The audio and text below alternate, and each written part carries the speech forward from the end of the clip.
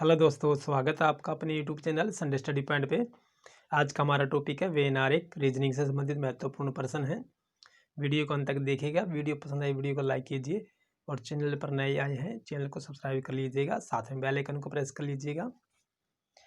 भविष्य में हमारी अगली वीडियोज अपलोड होंगी उसकी सूचना आपको समय पर मिल सके।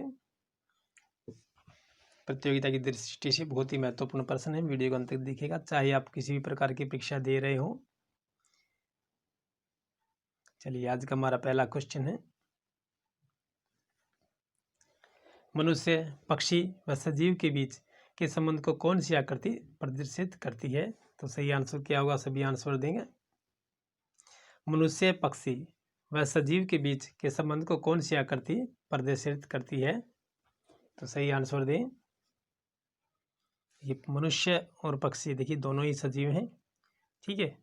देखिए तीनों ही सजीव के अंतर्गत आते हैं हमारे। तो कौन सी आकृति होगी? ए, बी या सी या डी में से? तो राइट आंसर क्या होगा? बिल्कुल सही।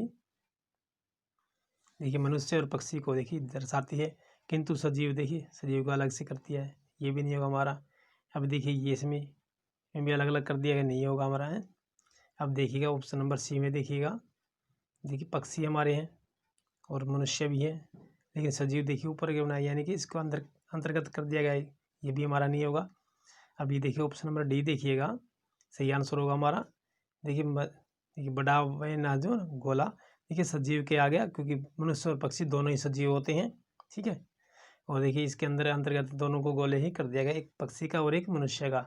तो सही आंसर हमारा ऑप्शन नंबर डी हो जाएगा, क्योंकि मनुष्य व पक्षी दोनों सजीव दोनों ही सजीव के अंतर्गत आते हैं, अतः विकल्प हमारा डी आंसर सही हो जाएगा। चलिए अगले प्रश्न चलते हैं हमारे। अगला प्रश्न हमारा है, जिला, राज्य व प्रखंड के बीच के संबंध को कौन सी आकृति प्रदर्शित करती है? तो ये जिला, राज्य, प्रखंड के अंतर्गत कौन सी आकृति हमारी सही होगी?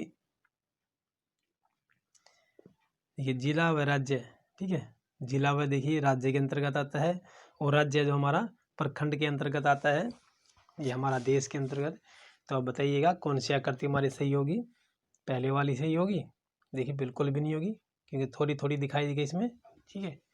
फिर देखिएगा ऑप्शन नंबर सी, देखिए जिला, राज्य, प्रखंड देखिए अलग अलग कर दी गई, ये भी हमारी नहीं होगी आंसर।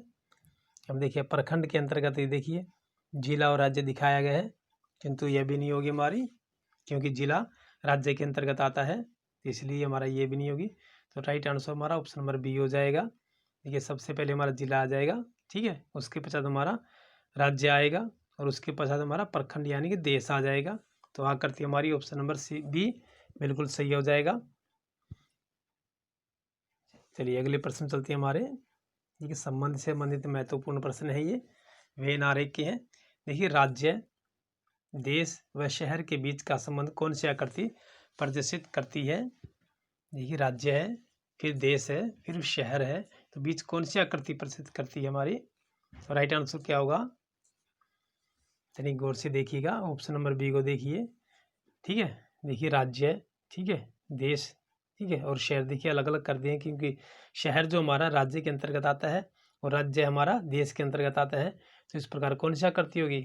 देखिए ऑप्शन नंबर सी भी हमारा नहीं बनेगा, ठीक है। देखिए ऑप्शन नंबर डी जो हमारा है, इसने देश का बना दिया, ठीक है, लेकिन राज्य और शहर का देखिए अलग अलग कर दिया गया, ये भी हमारा नहीं होगा। तो राइट आंसर हमारा कौन सा होगा? ऑप्शन नंबर ए हो जाएगा हमारा। देखिए सबसे पहले हमारा शहर आएगा, ठीक है, उसके पश्चात हमारा फिर राज्य आएगा, उसके पश्चात हमारा शहर या देश आएगा हमारा, ठीक है। इस प्रकार हमारा ऑप्शन नंबर ए सही आंसर हो जाएगा, बिल्कुल राइट आंसर हमारा ऑप्शन नंबर ए हो जाएगा। चलिए अगला प्रश्न हमारा ऑप्शन नंबर 4। देखिए इंजन, ठीक है, डीजल इंजन फिर रेफ्रिजरेटर के बीच के संबंध को कौन सी आकृति प्रदर्शित करती है? इंजन, डीजल इंजन यानी वह रेफ्रिजरेटर के बीच के संबंध को कौन सी आकृति प्रदर्शित करती है? तो सही आंसर क्या होगा? ए बी सी डी में से सभी आंसर दें। तो राइट आंसर क्या होगा हमारा? इंजन, डीजल इंजन व रेफ्रिजरेटर के बीच के संबंध को कौन सी आकृति प्रदर्शित करती है? देखिए ऑप्शन नंबर सी हमारा, ठीक है। देखिए इंजन हो गया हमारा, देखिए डीजल इंजन हो गया। फिर हमारे ये डीजल इंजन के अंतर्गत आता है। रेफ्रिजरेटर अलग वस्तु है हमारी, ठीक है। तो इस प्रकार क्या विकल्प हमारा होगा, देखिए ऑप्शन नंबर सी हमारा राइट आंसर हो जाएगा, क्योंकि इंजन जो है डीजल इंजन के अंतर्गत आ गया, ठीक है। और रेफ्रिजरेटर हमारा अलग हो जाएगा, क्योंकि फ्रिज जो हमारा होता है, ठीक है। इसलिए हमारा राइट आंसर हमारा ऑप्शन नंबर सी हो जाएगा। यदि किसी प्रकार का डाउट हो तो आप हमें कमेंट लिख के बता सकते हैं कमेंट बॉक्स में। चलिए अगला प्रश्न चलते हैं हमारे। अगला प्रश्न हमारा है कुत्ते, ठीक है, कुत्ता बिल्ली व पालतू पशु के बीच के संबंध को कौन सी आकृति प्रदर्शित करती है। कुत्ता बिल्ली व पालतू पशु के बीच के संबंध को कौन सी आकृति प्रदर्शित करती है। देखिए ऑप्शन नंबर ए, कुत्ता बिल्ली, ठीक है, इन्हें देखिए अलग अलग कर दिया है। देखिए ये तो नहीं होगा हमारा, क्योंकि देखिए पालतू दोनों ही है, ठीक है। कुत्ता और बिल्ली फिर पालतू अलग अलग नहीं होगा ना। फिर देखिए ऑप्शन नंबर सी, इसने एक देखिए अंदर बना दिया है, फिर बाहर बना दिया है, एक अलग से बना दिया है फालतू का, तो ये भी नहीं हमारा नहीं होगा। फिर ऑप्शन नंबर डी देखिए हमारा, ठीक है, देखिए पालतू सभी बना दिए, ठीक है। और पालतू के अंतर्गत कौन से आ गए, देखिए बिल्ली भी आ गई और कुत्ता भी आ गया, ठीक है। क्योंकि पालतू दोनों ही वस्तु हैं हमारी, कि दोनों देखिए कुत्ता और बिल्ली दोनों ही पालतू है, और पालतू एक बड़ा व्यक्त बना दिया और कुत्ता और बिल्ली का अलग अलग बना दिया। इसलिए राइट आंसर हमारा ऑप्शन नंबर डी हो जाएगा, ठीक है दोस्तों। चलिए अगले प्रश्न चलते हैं हमारे।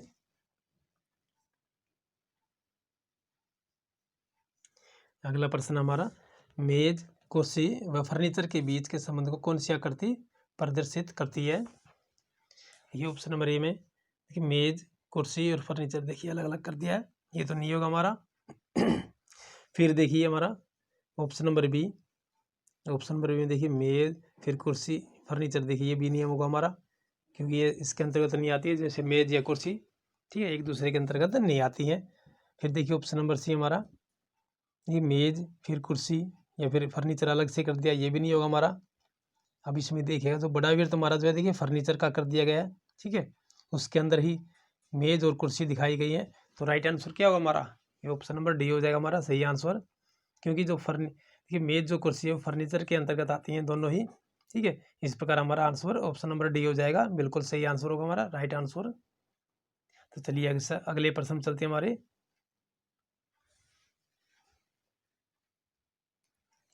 अगला प्रश्न हमारा है ऑप्शन नंबर क्वेश्चन नंबर हमारा 7 है, घोड़ा बैल व बकरी के बीच के संबंध को कौन सी आकृति प्रदर्शित करती है। देखिए घोड़ा हो गया, ये ऑप्शन नंबर 1 घोड़ा, फिर बैल, देखिए बकरी, क्या सही होगा हमारा आंसर। देखिए और देखते हैं दूसरे, देखिए घोड़ा बैल, देखिए ये भी नहीं होगा हमारा, तो ठीक है। फिर है देखिए ऑप्शन नंबर सी, एक घोड़ा बैल, ये भी नहीं होगा हमारा, तो अलग अलग हो गई, ठीक है। देखिए फिर तीनों ही देखिए एक में दिखा दिए दोनों, ठीक है, ये भी नहीं होगा हमारा। तो सही आंसर क्या होगा, देखिए ऑप्शन नंबर ये हमारा सही हो जाएगा। देखिए घोड़ा अलग से है, ठीक है, बैल अलग होता है और बकरी अलग होती है, तो इस प्रकार राइट आंसर हमारा ऑप्शन नंबर ये हो जाएगा, बिल्कुल सही। चलिए अगले प्रश्न चलते हैं हमारे। अगला प्रश्न हमारा है रूबल डॉलर व टका के बीच के संबंध को कौन सी आकृति प्रदर्शित करती है। रूबल डॉलर व टका के बीच के संबंध को कौन सी आकृति प्रदर्शित करती है। देखिए सबसे पहले हम ए नंबर को देखेंगे। देखिए एक बड़ा बना दिया इसने वृत्त, रूबल का बनाई है डॉलर का, देखिए बीच में 2 कर दिए, देखिए ये तो नहीं होगा हमारा, ठीक है, तीनों ही अलग अलग है हमारी, ठीक है। फिर देखिएगा बी नंबर में एक अंदर बना दिया एक अंदर बाहर बना दिया, रूबल या डॉलर का या फिर टका का, देखिए ये भी नहीं होगा हमारा। फिर इसके बाद देखिए डी नंबर हमारा, ठीक है, देखिए एक दूसरे के अंदर बना दिए इन्होंने, ये भी नहीं होगा हमारा, क्योंकि डॉलर अलग होता है और टका अलग होता है, रूबल अलग होता है। देखिए ऑप्शन नंबर सी को देखिए रूबल अलग से बना दिया गया है, ठीक है, फिर टका के लिए अलग से बनाया गया वृत्त और डॉलर के लिए अलग से बनाया गया। तो राइट आंसर क्या होगा हमारा, तो ऑप्शन नंबर सी हो जाएगा, क्योंकि तीनों ही अलग अलग हैं, एक दूसरे से संबंधित नहीं है हमारे, ठीक है। देखिए रूबल डॉलर व टका तीनों अलग अलग देशों की, ठीक है, मुद्रा है, तो इसलिए हमारे ऑप्शन नंबर सी हमारा सही आंसर हो जाएगा, ऑप्शन नंबर सी। चलिए अगले प्रश्न चलते हैं हमारे। अगला प्रश्न हमारा है प्रश्न नंबर 9, इस शब्द वाक्य, ठीक है, पैराग्राफ के बीच के संबंध को कौन सी आकृति प्रदर्शित करती है।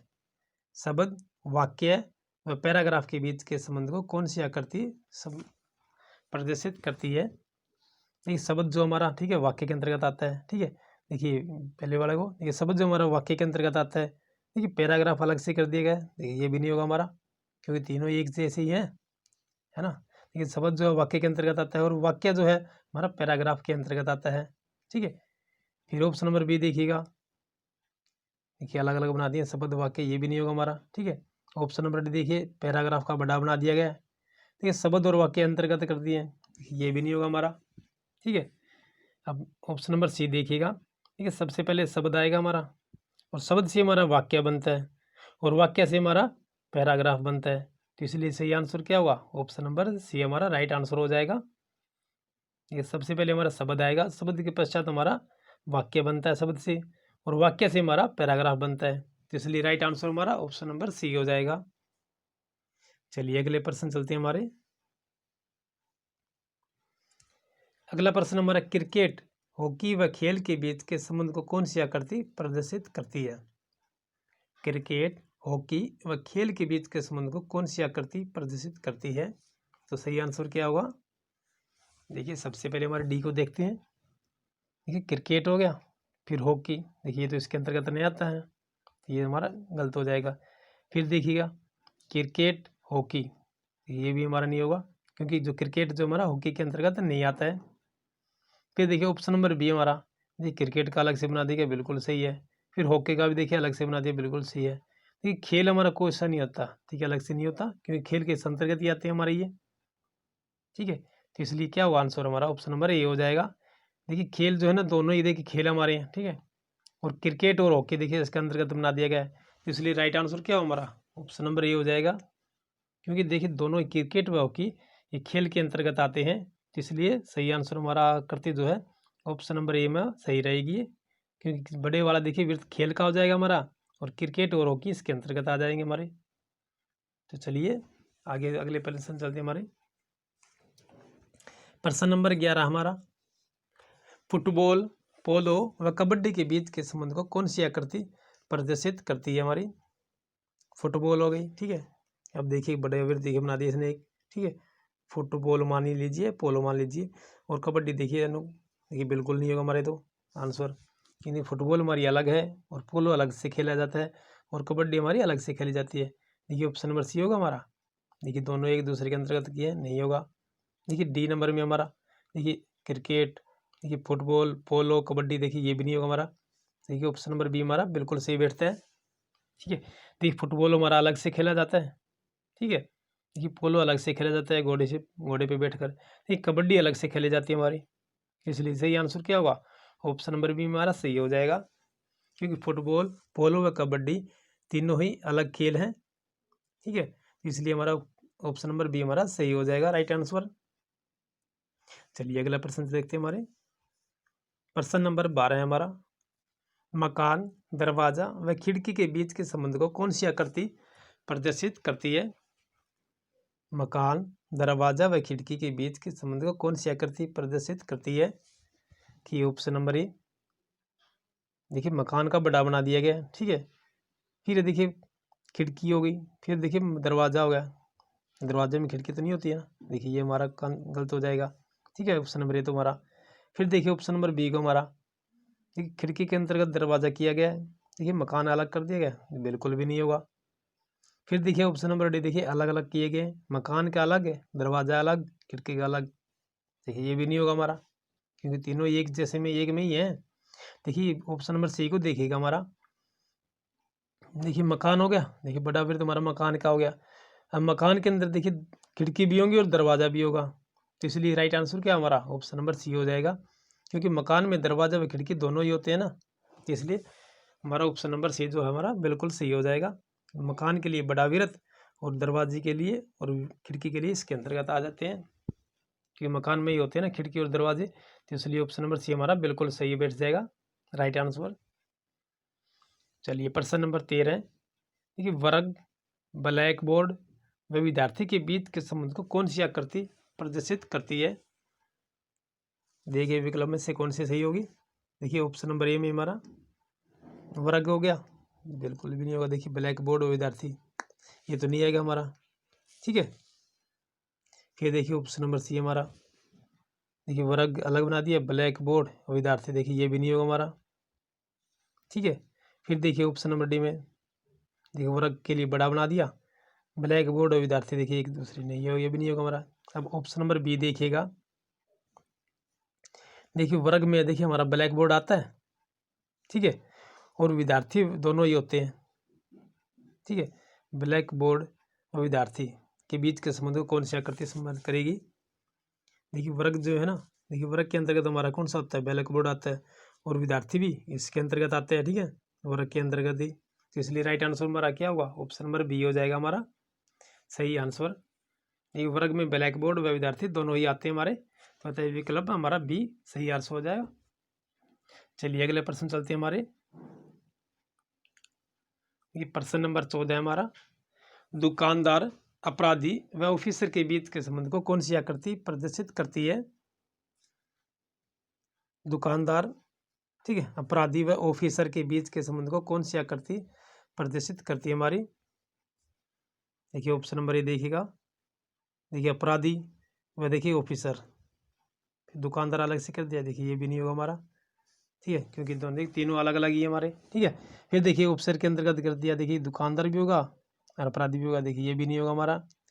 देखिए दुकानदार, ऑफिसर, अपराधी, ये भी नहीं होगा हमारा, है। ये ऑप्शन नंबर बी को देखिएगा हमारे, देखिए दुकानदार हमारा अलग से हो जाएगा, देखिए अपराधी अलग ही होता है, ऑफिसर अलग से होता है, तो राइट आंसर क्या होगा? ऑप्शन नंबर बी हो जाएगा। देखिए दुकानदार व अपराधी व ऑफिसर, देखिए तीनों अलग अलग है, ठीक है ना, तो इसलिए हमारे ऑप्शन नंबर बी हमारा राइट आंसर हो बैठेगा, सही बिल्कुल होगा। चलिए प्रश्न नंबर 15 हमारा, देखिए आयत, वर्ग व त्रिभुज के बीच के संबंध को कौन सी आकृति प्रदर्शित करती है हमारी? देखिए आयत हमारी अलग से होती है, वर्ग भी अलग होता है और त्रिभुज भी अलग होता है, इसलिए क्या होगा आंसर दीजिएगा। देखिए ऑप्शन नंबर ए को देखिएगा, ये आयत वर्ग, ये भी नहीं होगा हमारा। फिर देखिए आयत बड़े बना दिया और वर्ग और त्रिभुज अंदर दिखा दिए, ये भी नहीं होगा हमारा। देखिए ऑप्शन नंबर डी में देखिए तीनों एक दूसरे के अंतर्गत दिखाए, ये भी नहीं होगा। ये जबकि देखिए आयत, वर्ग, त्रिभुज तीनों ही अलग अलग होते हैं ना, तो इसलिए ऑप्शन नंबर सी हमारा बिल्कुल सही बैठेगा, क्योंकि आयत, वर्ग व त्रिभुज तीनों अलग अलग हैं, तो इसलिए हमारा ऑप्शन नंबर सी बिल्कुल रहेगा। एक आयत का होगा, एक वर्ग का होगा और एक त्रिभुज का होगा हमारा, इसलिए ऑप्शन नंबर सी हमारा बिल्कुल सही हो जाएगा। चलिए इसी प्रश्न के साथ हमारे आज की वीडियो समाप्त होती है दोस्तों। वीडियो पसंद आई हो तो वीडियो को लाइक कीजिएगा, और चैनल पर नए हैं चैनल को सब्सक्राइब कर लीजिएगा, साथ में बेल आइकन को प्रेस कर लीजिएगा।